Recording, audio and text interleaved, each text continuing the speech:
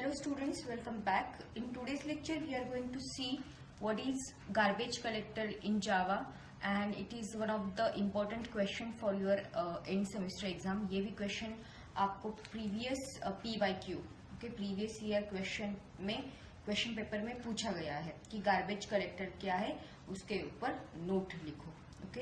तो garbage collector देखने से पहले हम देखते हैं कि garbage collection क्या होती है. So in Java, garbage collection, short form में हम उसे लिखते हैं GC, is the process of automatically reclaiming the memory by removing objects that are no longer in use. तो जो भी objects है हमारे प्रोग्राम में, हमारी सिस्टम में, हमारी मेमोरी में, जो कि क्या है, यूज नहीं हो रहा है, नो लॉन्गर उसका कोई भी यूज नहीं हो रहा है, अननेसेसरी उसने क्या किया है, मेमोरी को अलोकेट करके रखा है. तो जो भी ऐसी मेमोरी है उसको हमें क्या करना है, रिक्लेम करना है. रिक्लेम करना है वो भी ऑटोमेटिकली. और वो रिक्लेम कैसे होगी, फिर ये जो भी ऑब्जेक्ट्स है, अनरेफरेंस्ड ऑब्जेक्ट्स, उनको हटा के, उनको रिमूव करके हमें क्या करनी है, वो मेमोरी फ्री करनी है. एंड उसी प्रोसेस को हम क्या बोलेंगे, गार्बेज कलेक्शन. तो आप डेफिनेशन इस तरीके से लिख सकते हो, garbage collection is the process of automatically reclaiming the memory by removing objects that are no longer in use. So ये क्यों जरूरी है. तो ये क्या करता है, it helps us to manage the memory efficiently. It also prevents some memory leaks. memory leak नहीं होगा क्योंकि यहाँ पे जो भी unused memory है, unreferenced जो objects है, उन्होंने allocate की हुई memory है, वो हम क्या कर रहे हैं, release कर रहे हैं, right? So unlike C and C++, where developers have to manually allocate and deallocate memory using malloc and free, तो C and C++ में वहाँ पे मैन्युअली प्रोसेस हुई थी, या फिर मैन्युअली प्रोग्रामर्स क्या कर रहे थे, allocate and deallocate कर रहे थे मेमोरी को by using malloc and free functions. By using these two mechanism, developers ही खुद काम कर रहे हैं कि allocate भी करो और deallocate, काम खत्म होने के बाद deallocate भी करो. लेकिन जावा में एक फैसिलिटी है, जावा में एक गार्बेज कलेक्टर नाम का एक मैकेनिज्म है, वो ऑटोमेटिकली रन होता है, और जो भी अनयूज्ड ऑब्जेक्ट्स है, उन्होंने जो भी मेमोरी अलोकेट करके रखी है, उनको वो क्या करेगा, फ्री करेगा. कौन, गार्बेज कलेक्टर. ये ऑटोमेटिकली रन होता है, डेवलपर को कोई भी जरूरत नहीं है इसको रन करने की, या फिर जो भी मेमोरी रिलीज करने का, मेमोरी फ्री करने का काम जो है, इसमें डेवलपर का कोई भी रोल नहीं रहेगा. डेवलपर ओनली फोकस करेगा अपने डेवलपिंग के काम पे. तो देखते हैं कि ये प्रोसेस एग्जैक्टली वर्क कैसे होती है. So we know that objects are created in a heap memory. Memory हमारे पास, उसके अंदर क्या है, हिप सेक्शन है, और उस हिप सेक्शन में हमारा जो भी काम है, मतलब हमारे जो भी ऑब्जेक्ट्स रहते हैं, वहां पे वो हिप मेमोरी में क्रिएट होते हैं. तो गार्बेज कलेक्टर क्या करेगा, it identifies the unreachable objects.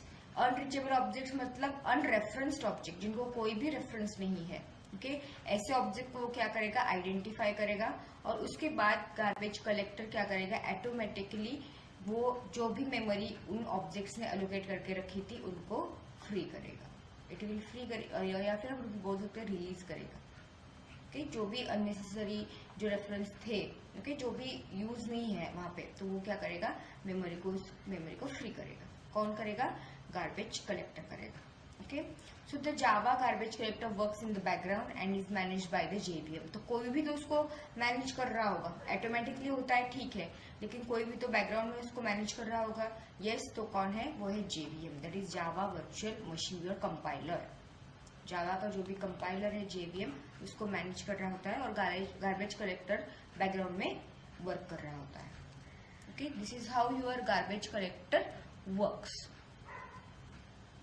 तो यूसेज ऑफ और usages of garbage collection in Java, automatic memory management. Developer का कोई भी यहाँ पे हाथ नहीं रहता कि मैं अलोकेट करूंगा या फिर डीअलोकेट करूंगा, नहीं, ये सारी चीजें कौन करेगा, गार्बेज कलेक्टर करेगा. So no need to manually deallocate the memory, automatically garbage collector कर ही लेता है.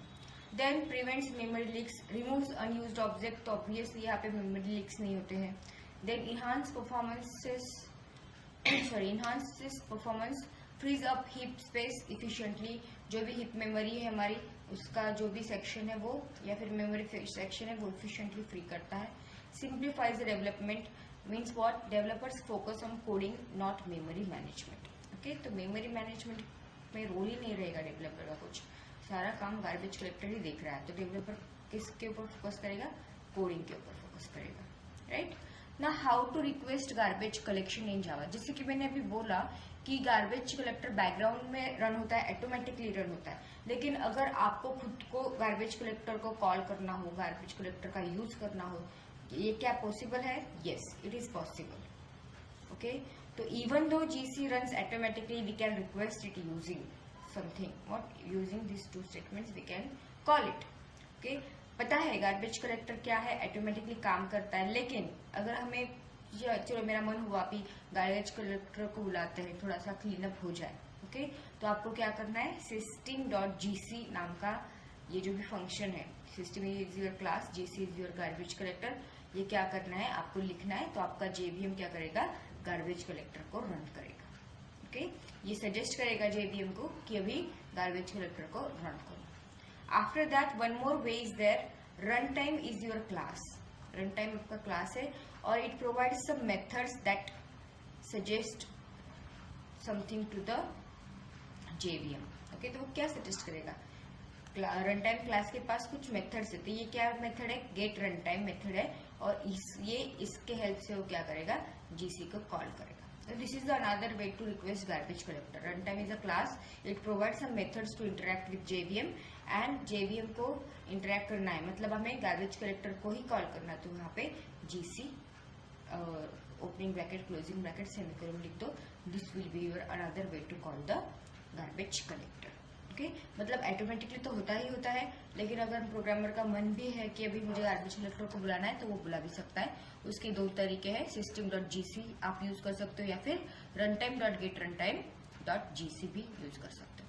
तो एक प्रोग्राम देखते हैं और उसके अंदर हम फाइनलाइज मेथड का भी यूज देखेंगे कि फाइनलाइज मेथड का क्या रोल है गार्बेज कलेक्टर में। आपको ये क्वेश्चन आ सकता है, what is finalize method? Okay, तो ये भी आंसर आप इसमें लिख सकते हो। तो एक एग्जांपल दिया है, एक प्रोग्राम दिया है, एक क्लास है यहाँ पे गार्बेज एग्जांपल, उस क्लास का नाम दिया है, क्लास का नाम कुछ भी हो सकता है। Then public void finalize method यहाँ पे डाली हुई है, हमने यहाँ पे लिखा है पब्लिक वॉइड फाइनलाइज मेथड, उसके अंदर लिखा है system.out.println गार्बेज कलेक्टेड।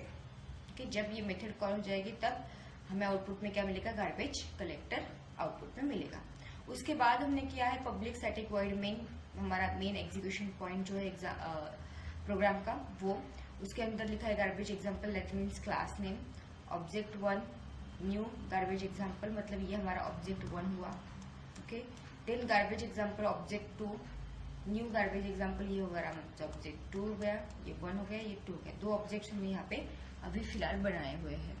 नाउ अभी हम क्या कर रहे हैं कि ऑब्जेक्ट 1 को नल इनिशियलाइज कर रहे हैं, अनरेफरेंस्ड ऑब्जेक्ट, जिसका कोई रेफरेंस ही नहीं, उसके अंदर है ही नहीं कुछ, अनरीचेबल है। ओके, ऑब्जेक्ट 1 में हमने नल डाला, ऑब्जेक्ट 2 में भी हमने नल डाला, तो इसका कोई यूज नहीं है, इसके अंदर है कुछ नहीं है, तो अनरीचेबल ये कोड हो जाएगा। अभी इसके बाद हम क्या करेंगे? system.gc को कॉल करेंगे। ये हमने प्रोग्राम के थ्रू किया है, मतलब प्रोग्रामर ने, डेवलपर ने ये लिखा है। ओके, तो यहाँ पे गार्बेज कलेक्टर रन हो जाएगा। तो जैसे ही गार्बेज कलेक्टर रन होता है तो वो क्या करता है? आपका फाइनलाइज मेथड क्या करता है? कॉल करता है। और हमने फाइनलाइज मेथड में क्या लिखा हुआ है ऊपर? Garbage collected. ओके, तो गार्बेज कलेक्टेड हमें आउटपुट यहाँ पे रैंडमली मिल सकता है। आपका आउटपुट वेरी हो सकता है, right? So because these things are directly operated by your JVM का सजेशन है। ओके, तो आपको गारंटीड नहीं है, आउटपुट में वेरी। ओके, लेकिन फाइनलाइज मेथड में हमने क्या लिखा है? Garbage collected. ओके, सो इस तरीके से आपको आउटपुट मिल सकता है। Now the finalize method in Java is protected method of the object class that is called by garbage collector before an object is removed from the memory. तो finalize method है, protected method है आपके object class की। Okay, और ये कौन call करता है इसको? गार्बेज कलेक्टर कॉल करता है। कब कॉल करता है? जब ऑब्जेक्ट जो भी है आपका वो मेमोरी से रिमूव करने से पहले वो उसको कॉल करता है। Okay, it is used to perform cleanup operations such as closing files, releasing resources और logging before the object is destroyed. Object destroy होने से पहले जो भी फाइल्स उसने ओपन करी थी उसको क्लोज करने का काम, जो भी रिसोर्सेज उसने एलोकेट किए थे उनको रिलीज करने का काम, और जो भी लॉगिंग आपका है वो सब वो क्या करेगा? मेंटेन करेगा कब मेंटेन करेगा? ऑब्जेक्ट डिस्ट्रॉय करने से पहले मेंटेन करेगा सब चीजें। क्लीन अप प्रोसेस एक्चुअली ये परफॉर्म करता है। कौन? आपका फाइनलाइज मेथड। तो आप अच्छे से आप एग्जाम में आंसर लिख सकते हो कि गार्बेज कलेक्टर एग्जैक्टली क्या है, कैसे काम करता है, या ऑटोमेटिकली काम करता है, उसको कोई ज़रूरत नहीं है कॉल करने की। फिर भी अगर आपको लग रहा है कि आपको कॉल करना चाहिए, देन यू कैन कॉल। और कौन से दो तरीके हैं, लाइक system.gc एक वे है, दूसरा है runtime.get/runtime.gc। इसके हेल्प से भी आप क्या कर सकते हो? कॉल कर सकते हो। इंटरनली ये कैसे काम करता है? जब भी हम गार्बेज कलेक्टर को कॉल करेंगे, वो क्या करेगा? फाइनलाइज मेथड को कॉल करेगा before destroying the object, object destroy करने से पहले।